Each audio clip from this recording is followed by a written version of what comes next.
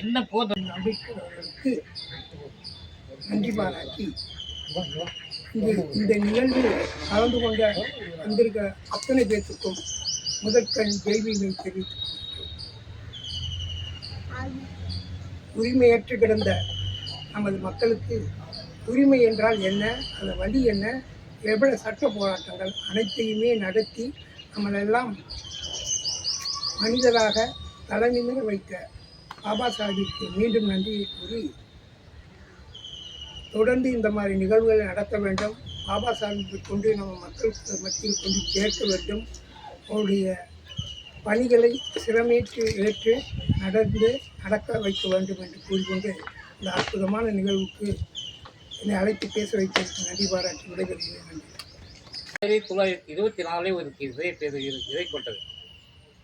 அப்போ 1924 விதை போட்டதால் அப்பயே ஒடுக்கப்பட்டவர்களை ஒருங்கிணைச்சு இப்படி நமக்கு தண்ணி இல்லாத இருக்கிறோம், அதுக்கு தண்ணி என்ன செய்யறதுன்னு சொல்லிட்டு எல்லா இனத்தோடும் சேர்ந்து அங்கே ஒரு குளத்தை வெட்டினாங்க.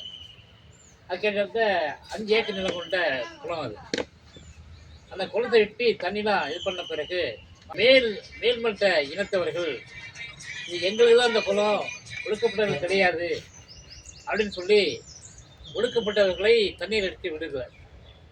அதன் பிறகு தான் B.R. அம்பேத்கர் அவர்கள் சரி இதுக்கு ஏதோ ஒரு நிலை உருவாக்க வேண்டும் என்று சொல்லி ஒரு போராட்டத்தை கையில் எடுத்தார். போராட்டத்தை கையில் எடுக்கும்போது 1927 மார்ச் மாதம் 20ஆம் தேதி நடத்தலாம்னு சொல்லிட்டு அது முடிவு பண்ணி அந்த போராட்டம் தொடங்குறாங்க. அவருடைய தொடங்கிய பிறகு தான் அம்பேத்கர் எல்லாத்துக்கும் தகவல் கொடுத்து அந்த போராட்டத்தை போய் தண்ணி எடுக்கணும், ஒடுக்கப்பட்டவங்களை அனைவரும் சேர்ந்து தண்ணி குடிக்கணுங்கிற நிலைப்பாட்டில் போய் தண்ணி எடுத்து குடிக்கிறாரு. எல்லா மக்களையும் குடிச்சு அது ஒரு நிகழ்வு. யுனைடெட் ஆஃப் இந்தியா அப்படின்னு சொல்லிட்டு பிரிட்டிஷ் காலத்தில் தண்ணிலாம் அங்கேயும் இல்லை, குடிக்கிறதுக்கு போகிறதுன்னு சொல்லிட்டு இந்த தண்ணி எப்படி பாதுகாக்கணும், தண்ணீர் பாதுகாத்த உண்மை வாங்கிக்குவாங்க. இந்த தண்ணி பாதுகாக்கும் போது அவர்களுடைய அனைவருக்கும் நல்ல நீர் கிடைக்க வேண்டும் அப்படின்னு சொல்லி தான் அதை எந்தெந்த முறையில் பாதுகாக்கலாம், எப்படி பாதுகாக்கலாம்னு சொல்ல கொண்டாடுறது தான் 1922 யுனைடெட் ஆஃப் இந்தியா அவங்க உருவாக்குனது. அது DBRO அப்படின்னு சொல்லி ஒரு அமைப்பு தான் அந்த அமைப்பு கையில் இருக்குது. அது உலக தண்ணீர் தினமாக இருக்குது. அதே மாதிரி தான் தண்ணி எப்படி சேமிக்கணும், தண்ணீர் என்னென்ன இருக்குங்கிறது வாய்ப்பு. நான் ஒரு வருஷமாக அந்த தண்ணீர் தினத்தை கொண்டாடிக்கிறோம். அப்படி இரண்டும் சேர்த்து தான் ஒரு இன்றைய விழாவாக நாம் விஞ்ஞானம் வளர வர தண்ணிக்கு ஆபத்து இருந்தது. ஒரு மகிழ்வுங்கிறமே பிளஸருங்கிறமே அது தயார் பண்ணி வெளியில் வர்றதுக்கு 40-50 லட்சம் லிட்டர் தண்ணி செலவாகுது. ஒரு வண்டிக்கு 40-50 லட்சம் லிட்டர் தண்ணி செலவாகுது. அப்போ அதாவது பாலைவனம் ஆக்குகின்ற ஒரு சூழ்நிலையை இந்த அரசுகள் செய்து இருக்கிறத நீங்கள் உணர வேண்டும். நமக்கு தொழில் கொடுக்குற தொழில் வந்துருச்சு, வேலை வாய்ப்பு கிடைக்குதுன்னு நினைக்காதீங்க. அவன் அங்கேருந்து இங்கே ஏன் கார் தொழிற்சாலை செய்ய வேண்டியது இருக்கு. இன்னைக்கு உலகம் பூராவும் வேலை வாய்ப்பு இல்லாம இருக்கலாம். அதெல்லாம் நம்ம சிந்திக்க வேண்டிய கட்டாயம். உலகம் பூராவுமே வேலை வாய்ப்பு இல்லாத படித்த இளைஞருக்கு வேலை இல்லை. இது எல்லா நாட்டிலையும். அதே மாதிரி இந்தியாவிலையும் வேலை இல்லை. ஆனால் கால் தொழிற்சாலையை வெளிநாட்டுக்காரன் ஏன் இங்கே தொழிற்சாலை பண்ணணும்? 2 வகையில் கூலி கிடைக்கிறது. கூலி குறைவாக கொடுக்கலாம். அங்கே வெளிநாட்டில் கூலி அதிகமாக சம்பளம் கொடுத்தாகணும். இன்னொன்று அவனுக்கு இலவச மின்சாரம், இலவச தண்ணி. இந்த தண்ணியெல்லாம் இலவசம். இந்த தண்ணியெல்லாம் கொடுக்கறதுனால அவன் இங்கே தொழில் செய்கிறான். அப்போது ஒரு தொழில் நிறுவனர் அல்லது முதலாளி தன்னுடைய லாபத்தை தான் எதிர்நோக்கி இருப்பான். ஆனால் இந்தியாவில் இருக்கிறவன் நாம் என்ன செஞ்சிருக்கோம், தண்ணிக்கு ஒரு ப்ரெஷருக்கு 50-60 லட்சம் லிட்டர் தண்ணி போச்சுன்னா எத்தனை ஆயிரம் வருஷக்கணக்கில் ப்ளஸர் வெளியில் வருது, எத்தனை கம்பெனியிலேருந்து வெளியில் வருது. இதுக்கு ப்ளஸர் கம்பெனிங்க மட்டும் சொல்கிறேன், இன்னும் ஒவ்வொன்றுக்குமே தண்ணி வேண்டியதாக இருக்குது. இப்போ இந்த தண்ணியை சுத்திகரிக்கப்பட்ட தண்ணிக்கிறான். 1 லிட்டருக்கு 4 லிட்டர் செலவு பண்ணுவான் சுத்திகரிக்குதுன்னு. அப்போ நம்ம குடி தண்ணீர் 1 லிட்டருக்கு 4 லிட்டர் 3 லிட்டர் வேஸ்ட்டு. அப்போ தண்ணியுடைய நிலைமை தண்ணீருக்கு மிக மிக ஆபத்தான சூழ்நிலை இந்தியாவில் வரப்போகுது. அதை தோழர்கள் முன்னெச்சரிக்கையாக இன்னைக்கு சொல்லியிருக்கிறீங்க வந்து அது எனக்கு ஒரு சந்தோஷமாக இருக்குது. ஏன்னா அந்த சமுதாயத்தில் அடிப்படையில் இருக்கிற கொள்கை தேவைகளை நுணுக்கமாக ஆராய்ந்து ஒரு போராட மக்களுக்கு விழிப்புணர்வு ஏற்படுத்துகிற ஒரு எண்ணம் வந்தது பாரு, அது மிகவும் பாராட்ட வேண்டிய விஷயம். ஏன்னா தண்ணியோடைய பிரச்சனை உலகம் தண்ணி அது மட்டும் இல்லை, தண்ணியை தொடர்ந்து தண்ணீர் வேணும்னா மழை தண்ணி ஆற்றுல வரணும்னா மழை வரணும் பெய்யணும், மழை பெய்யணும்னா காடு வளரணும். ஆனால் இன்றைக்கி இந்தியாவில் காடு வளர்க்குறதுக்கு இப்போ இதுக்கு இப்போ மார்ச் 21 காடு வளர்க்குறதுக்கு உலக தினம்னு போட்டிருப்பான். காடு வளர்க்குறது ஏன் சொல்லியிருக்கான்? காடு வளர்க்குறத வளர்த்தாதான் இது மழை வரும், இயற்கை சூழல் கிடைக்கும், கார்பன் அதாவது நாட்டில் வந்து இந்தியா உலகத்திலேயே உஷ்ணம் அதிகமாகிடுச்சு. இதெல்லாம் தடுக்கிறதுக்கு அந்த காடு வேணும். ஆனால் அமோசான்ங்கிற உலகத்திலே பெரிய காடு 10,000 ஏக்கருக்கு மேலே டெண்டரை விட்டு அழிக்கிறான். இங்கே இந்தியாவில் மிருகங்கள்லாம் வணக்கிற சரணாலயம் இருக்குது. அந்த சரணாலயம்லாம் குறைக்கலாம். ஒரு திட்டம், இந்த சரணாலயம் இருந்தால் இத்தனை கிலோமீட்டருக்கு மேலே வண்டி போகக்கூடாது, அது வரலும் காடு இருக்கணும். அதே மாதிரி ஒரு எல்லையிலிருந்து நம்ம எல்லையிலிருந்து அதாவது மாற்று எல்லை மித்த சீனாவிலேருந்து நமக்கு இடையில இருக்கிற எல்லையில் கிட்டத்தட்ட 10 கிலோமீட்டருக்கு இடையில காடு தான் இருக்கணுங்க. அதெல்லாம் விட்டுக்கிட்டு வரோம். இன்னைக்கு மணிப்பூர் பிரச்சனைகள்லேயே இதுவும் நிலக்கரிக்காகவே அங்கே தகராறு வந்ததுக்கு மூல காரணங்களில் இந்த காடு அழிப்புதல் தான். ஆக இந்தியாவில் ஒரு மிக மோசமான முதலாளிகளும் மிக மோசமான அதிகார வர்க்கமும் சேர்ந்து கொண்டு இந்திய மக்களை வாழ்வாதாரத்தை அளிக்கிறார்கள். அதுக்கு தான் இப்போ இவன் ஒரு அமித்ஷாங்கிற சொல்கிறான், நகர தீவிரவாதிகளை ஒழிக்கப் போகிறோம். கிராம தீவிரவாதிகளை ஒழிச்சுட்டானா? கிராம தீவிரவாதி யாருங்க? இப்போ இந்த தம்பி இருக்காரு, இந்த தண்ணிக்காக போராடினா இவர் தீவிரவாதி.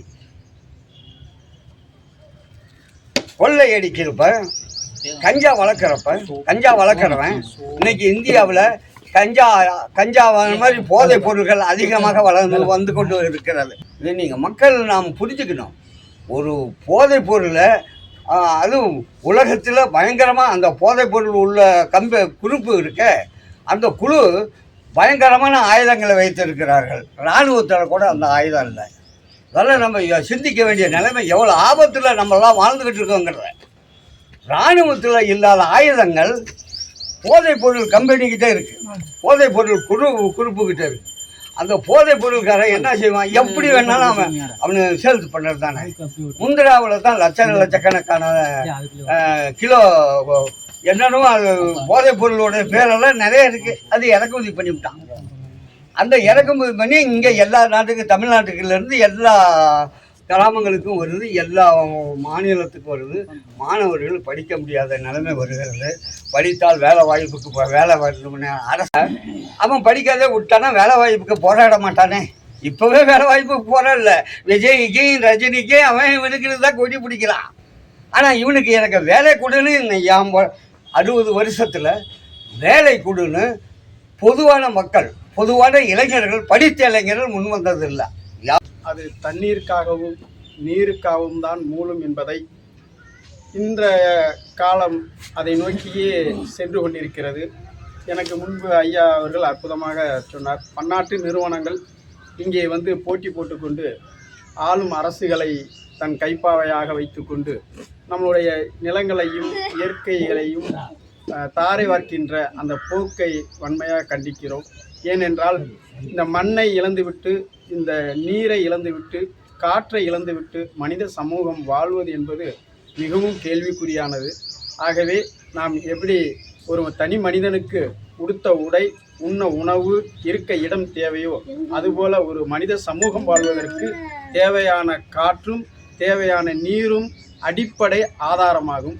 அந்த அடிப்படை ஆதாரத்தை நாம் சேகரித்து பாதுகாக்க வேண்டும் என்பதை இந்த நிகழ்ச்சியின் வாயிலாக நாம் இந்த நாளில் உறுதியேற்று நீரின்றி அமையாது உலகு என்று வள்ளுவன் சொன்னதுக்கு ஏற்ப நீர் இல்லாமல் இந்த உலகம் அமையாது, உலகம் இயங்காது. நீர் இருந்தால்தான் நாம் உயிர் வாழ முடியும். நீர் இருந்தால்தான் விவசாயம் வேளாண்மை பெருக்கும். விவசாயம் வேளாண்மை இருந்தால்தான் உணவு கிடைக்கும். உணவு இருந்தால்தான் உயிர் வாழும். இப்படி பார்த்தீங்கன்னா ஒரு சங்கிலி தொடர் போல மனித சமூகத்திற்கு நீரின்றி அமையாது என்கின்ற அந்த கூற்றினை கூறி இந்த நல்லதொரு வாய்ப்புக்கு நன்றி பாராட்டி விடைபெறுகிறேன். நன்றி. நீரின்றி அமையாது இல்லைன்னா மனித உயிர்கள் மட்டுமல்ல, அனைத்து தாவரங்களும் அனைத்து உயிரினங்களும் புல் பூண்டு அத்தனையும் உழைக்காது. அதனால தான் விசும்பி துளிவீரில் அல்லான் மற்றாங்கி பசுமுது தலை காண்பதுன்னு கூட ஐயா திருவள்ளுவர் சொல்லியிருப்பாங்க. புரட்சியாளர் பாபா சாஹேப் அம்பேத்கர் அவர்கள் பிறந்த பொழுது பள்ளிக்கு சென்றவுடன் அவருக்கு ஏற்பட்ட அந்த தலைகுனிவு இந்த தண்ணீரில் தான். தண்ணீரை தரம் மறுத்து தண்ணீரை கையில் ஏந்தி குடிக்கின்ற ஒரு நிலையினை ஏற்படுத்தி அவருடைய இளமை காலத்திலேயே புரட்சியாளர் அம்பேத்கர் அவர்களுக்கு தண்ணீரை பற்றி 1905 வாக்கிலேயே அவருக்கு அந்த நிலைமை ஏற்பட்டிருக்கிறது. அதன் இறுதியாகத்தான் மகத் நகரிலே அவருடைய தலைமையிலே பக்கத்திலே இருக்கின்ற அத்தனை கிராமங்களிலிருந்தும் வரிசையாக சாரை சாரியாக 8000க்கும் மேற்பட்ட அந்த மக்கள் தண்ணீர் குடிக்கின்ற அந்த உரிமை, எப்படி புரட்சியாளர் அம்பேத்கர் தண்ணீர் தாகம் எடுத்து தண்ணீர் குடிக்க முடியாத ஒரு சூழல் ஏற்பட்டதோ, அதே அந்த அவர் பிறந்த மாநிலத்தில் அந்த மக்களுக்கு தண்ணீர் இல்லாத நிலையிலே அந்த மும்பை நகராட்சி அரசாணை இட்டிருந்தும் கூட அந்த தலித் மக்களுக்கு மகத் குளத்திலே நீர் எடுக்க முடியாத ஒரு சூழலை இருந்தது. அதற்காகத்தான் 1924 வாக்கில் ஒரு மாநாட்டை கூட்டுறாரு. அந்த மாநாட்டை கூட்டுவதற்கு முன்னால் அருகிலே உள்ள பல்வேறு கிராமங்களிலே இருந்து அது 200 பேர்த்த சொல்லி அவங்களாம் விட்டு அந்த மக்களை அழைச்சிட்டு வாங்கன்னு சொல்கிறாங்க. குழந்தைகளும் பெரியவர்களும் தாய்மார்களும் வயதானவர்களும் ஆயிரக்கணக்கிலே, அவர் 8000 பேர்னு சொல்லியிருக்கிறாங்க. புரட்சியாளர் அம்பேத்கர் என்ன சொல்கிறாருன்னா, நம்ம இந்த உரிமை தண்ணி குடிக்கிறதுக்காக இல்லை, தண்ணி குடிச்சு நம்ம உயிர் வாழன்றது உண்மையாக இருந்தாலும் கூட இன்னைக்கு தண்ணி எடுக்கணும், தண்ணியை குடிக்கணுங்கிறத தாண்டி நாட்டு மக்களுக்கு சமத்துவத்தை ஏற்படுத்த வேண்டும். இந்த நாள் ஒரு சமத்துவ நாள். சமத்துவத்தை நோக்கி நாம் பயணப்படுகின்றோம், போராடுகின்றோம், வெற்றி பெறுவோம் என்கின்ற அந்த சமத்துவ அந்த நாளில் தான் ஐயா அவர்கள் போராடினாங்க. மகத் சத்தியாகிரகத்துக்கு பிறகு வந்த ஒரு நிகழ்வு 1930 தஞ்சாவூர்ல வேதாரண்யத்தில் உப்பிடுவதற்காக காந்தியினுடைய தலைமையிலே உப்பு சத்தியாகிரகம் பண்றாங்க. அந்த உப்பு சத்தியாகிரகம் பேசப்படுகின்ற அந்த பேச்சு நிலை, அந்த உப்பு சத்தியாகிரகத்தினுடைய நிலை ஏற்படலையே மகத் குளத்துல. ஏன்னா இங்கதான் அரசியல் தொங்கி நிற்கிறது. மகத் குளத்தில் ஏற்பட்ட 27, அதன் பிறகு 3 ஆண்டுகள் கழித்து 1930 வேதாரண்யத்துல செய்யறாரு. அது எடுபடுது, அது மக்களுக்கு பேசப்படுகிறது. ஆனா புரட்சியாளர் அம்பேத்கர் அவர்கள் செய்த அந்த புரட்சி என்பது நாடு முழுக்க பேசப்பட்டாலும் கூட அது ஒரு நிலையிலேயே, ஒரு படியிலேயே இருக்கிறது என்பதையும் இந்த நேரத்திலே சுட்டிக்காட்டி நல்லது ஒரு அருமையான நிகழ்வு.